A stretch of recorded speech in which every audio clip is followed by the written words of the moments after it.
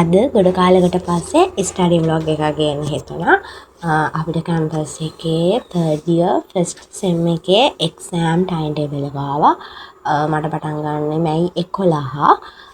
මැයි 9 exam පටන් ගන්න. නමුත් මට තියෙන ඉස්සෙල්ලා මැයි 11. ඉතින් මම හිතුවා මම ස්ටඩි කරන විදිහ ගැන මම පාඩම් කරන විදිහ ගැන පොඩි ව්ලොග් එකක් ගේන්න. ඒක වගේ මේකෙදි ස්ටඩි ටිප්ස් එකක් මම කියලා දෙනවා. එක පුංචි ස්ටඩි ටිප්ස් එකක්. හැබැයි මට ඕලෙවල් වලට A-level වලට ලොකු ප්‍රතිඵලයක් හම්බ වෙච්ච ස්ටඩි ටිප්ස් එකක්. මම හිතනවා ඔයගොල්ලන්ට ඒක තේරෙයි, ඔයගොල්ලෝ තේරුම් ගනී කියලා.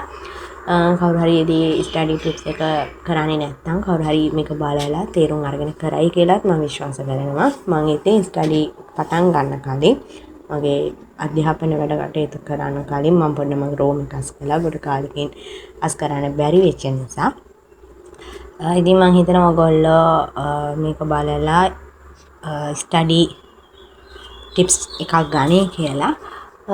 ඉතින් මාත් ඉස්සරහට ඉන්න කියලා මම කියනවා. ඉස්සරහට තවත් ස්ටඩි ව්ලොග් දෙන්න බලාපොරොත්තු වෙමින් ඉන්නවා. මට එක්සෑම් ඉදිරියටම තියෙන නිසාවෙන් මගේ ස්ටඩි ටිප් එකත් බලලා ඔයගොල්ලෝ මේකෙන් දෙයක් ගනී කියලා බලාපොරොත්තු වෙමින් ඉදිරියටත් වීඩියෝ එකේ රැඳී සිටින්න කියලා මම කියනවා. එහෙනම් අපි වීඩියෝ එකේ මොකද වෙන්නේ කියලා බලමු. Angels up in the clouds are jealous, no one without. You got me kissing the ground, sanctuary. Try to be what you got, but love me from me to die.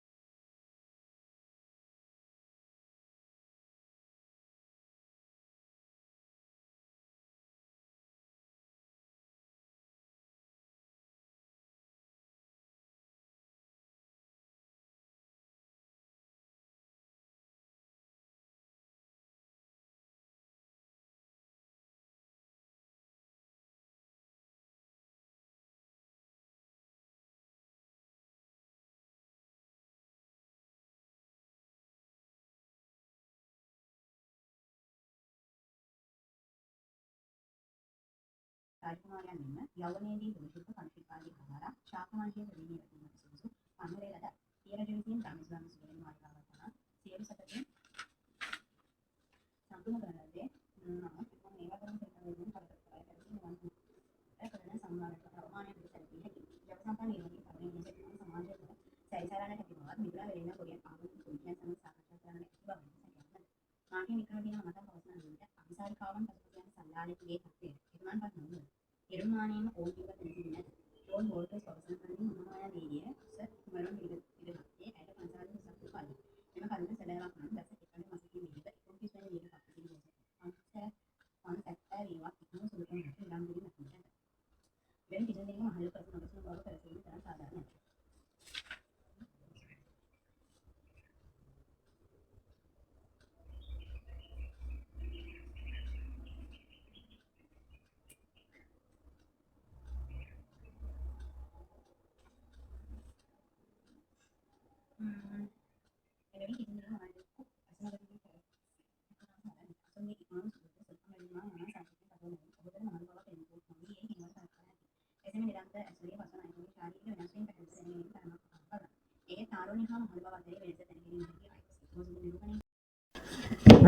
මේ කියන පොත් ටික මෙතන තියෙනවා පොත් 5ක්. මේ පොත් පහෙන් ඔයගොල්ලන්ට මම 10 වසරේ ඉඳන් වගේ කරපු පොඩි ස්ටඩි එකක් තමයි කියන්න බැලුවේ. මම 10 වසරේ ඉඳන්ම අදට කැම්පස් යනකොට කරන දෙයක් තියෙනවා. ඉස්සෙල්ලම මම පාවිච්චි කළේ මේක. මම හැමදාම දිනේ දාලා එදාට කරන දේ ලියනවා. ඒ කියන්නේ අද මොනවද මම පාඩම් කරන්නේ කියලා to do list එකක් හදලා ඊට පස්සේ මම හිතනවා ඔයාලට පේනවා ඇති කියලා මේ වගේ හැමදාම දවසට මේ මොනවද කරන්න කියලා ලියනවා. ඒකෙදී මෙන්න මේ වගේ දැන් මෙතන මම මේ A level මම කාලේ පාඩම් කරපු විදිහට පෙන්නන්නේ මේ විදිහට ඩේට් එක දාලා ඊට පස්සේ උදේ කීයටද පාඩම් කරන්න ගත්තේ රෑ කී වෙනකන්ද පාඩම් කරේ කියලා ටයිම් එක දානවා. ඊට පස්සේ එදාට ස්කූල් තිබ්බනම් ක්ලාස් තිබුණේ ටයිම් එකක් පොඩ්ඩක් දාගන්නවා. ඊට පස්සේ මේ වගේ පාඩම් කරන දේවල් ටික ලියනවා. ඒ කියන්නේ මේකට අමතරව මම තව චුටි පොතක් තියාගන්නවා. මම සාමාන්‍යයෙන් උදේ 8ට නම් දැන් ප්‍රායෝගික භූගෝල විද්‍යාව කියන දේ උදේ 8ට නම් පටන් ගත්තේ. 8 ඉඳන් 8යි කාලේ වෙනකම් පාඩම් කරා නම් මෙතන දාන විනාඩි 15ක් පාඩම් කළා ප්‍රායෝගික භූගෝල විද්‍යාව කියලා. ඒ වගේ දැන් මේ රාජ්‍ය පාඩම කියන්නේ දේශපාලන පාඩමක්. ඒකෙදී 9 ඉඳන් 10 5 වෙනකම් නම් පාඩම් කළේ. එතන පැය විනාඩි 5යි රාජ්‍ය පාඩම කියලා දාන්න. ඔයගේ පුංචි පොතක ටයිම් එක ලියන එක 8 ඉඳන් 9 වෙනකම් පාඩම් කළා. එතන ඊට පස්සේ පැයනේ. එතන පැය දාලා පාඩම් කරපු දේ දාන්න. ඒ වගේ දවසට එහෙම පාඩම් කරන දේ ටික මෙතන විනාඩි ගාන හෝ පැය ගාන දාලා ඒ දේ ලියනවා. ඊට පස්සේ රෑ නිදා ගන්න යන කලින් බලනවා දවසේ පැය ගිය පාඩම් කරලා තියෙනවා. දැන් මේකේ විදිහට එදා මම පැය 10යි විනාඩි 15ක් පාඩම් කරලා තියෙනවා. ඒ වගේ මේ ඉස්සෙල්ලා දවසේ පැය 10ක් පාඩම් කළා. ඊට පස්සේ දවසේ පැය 7යි එදා ක්ලාස් තිබ්බ හරි මොකක් හරි වෙලා එකයි පැය අඩු ගන්න තියෙන්නේ. මෙතන පැය 4යි 5යි ඔය වගේ හැමදාම මම බලනවා පැය කීයක් මම පාඩම් කළාද කියලා. විභාගේ ලඟ වෙනකොට සමහර දවස් වලට පැය 12 13 පවා මම පාඩම් කරලා තිබ්බා මම දැක්කා. ඒ වගේම තියෙනවා. මම ඒ විදිහට කරන එකෙන් මම බලාපොරොත්තු වෙන්නේ සාමාන්‍යයෙන් මම අද දවසේ පැය කීයක් පාඩම් කරාද කියලා මට බලා ගන්න සහ අද දවසේ මොනවද මම පාඩම් කරේ කියලා බලා ගන්න. ඊට පස්සේ සහ ඒක අර ටයිම් එකට පාඩම් කරන්න පුරුදු වුණාට පස්සේ දැන් අදටත් මම පොඩි පොතක් අරගෙන ඒ පොතේ මම ලියනවා මේ පැය කීයක් පාඩම් කරාද කියලා. මම මෙතන පෙන්නන්න මේ ලෙවල් කරන කාලේ එකක්. මේ දිනේ අර මං කියපු චූටි පොත. දැන් මෙතන බලන්නකෝ මෙතන. මෙතන බැලුවොත් මේ සෞන්දර්ය කියලා තියෙන සෞන්දර්ය මේ බලන්න මේ 4:10 ඉඳන් 4:40 වෙනකම් පාඩම් කළා. ඊට පස්සේ ආයෙත් 5:45 ඉඳන් 6:25 වෙනකම් පාඩම් කළා. 5:20 ඉඳන් 7:10 වෙනකම් පාඩම් කළා. ඔය වගේ ලියනවා මම. ඊට පස්සේ ඒ උඩින් අර ආපු විනාඩි ගාන බලනවා. ඔය වගේ මම පාඩම් කරනකොට සාමාන්‍ය මම කැම්පස් එකේදී පාඩම් කළත් කොතනදී පාඩම් කළත් මම මේ චූටි පොතේ ලියනවා මේ කීයටද මම පාඩම් කරන්නේ? ඒ කොටස් පාඩම් කරලා ඉවරුනේ කීයටද? ඔය වගේ මම ලියනවා. ඒක මට දැන් පුරුදු වෙලා.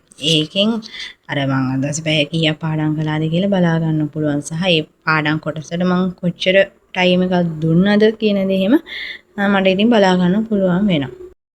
මේ A-level රන් වෙනකොට වගේ පාඩම් කරපු එකක් A-level exam ලඟ වෙනකොට පාඩම් කරපු එක මේ පැය 14ක් පැය 13ක් පැය 11ක් ඒ වගේ මම පාඩම් කරනවා. ඇත්තටම මම ඔයගොල්ලන්ට කියන්නේ අපි දවසේ පාඩම් කරනකොට ඉදිරියට ටයිම් එකට පාඩම් කරන ගත්තම අපිට ආසෙ හිතෙනවා. කියන්නේ අද අපි පැය 10ක් පාඩම් කළොත් අපිට හිතෙනවා ඊටත් මේ වගේ පාඩම් කරන්න ඕනේ කියලා අර ආසාවක් එනවා. ඕක එක දිගට සතියක් විතර කළොත් අපිට ඒකට අර නිකන් අර ඇටැක් වෙනවා වගේ බැහැවීමක් වගේ දෙයක් එනවා.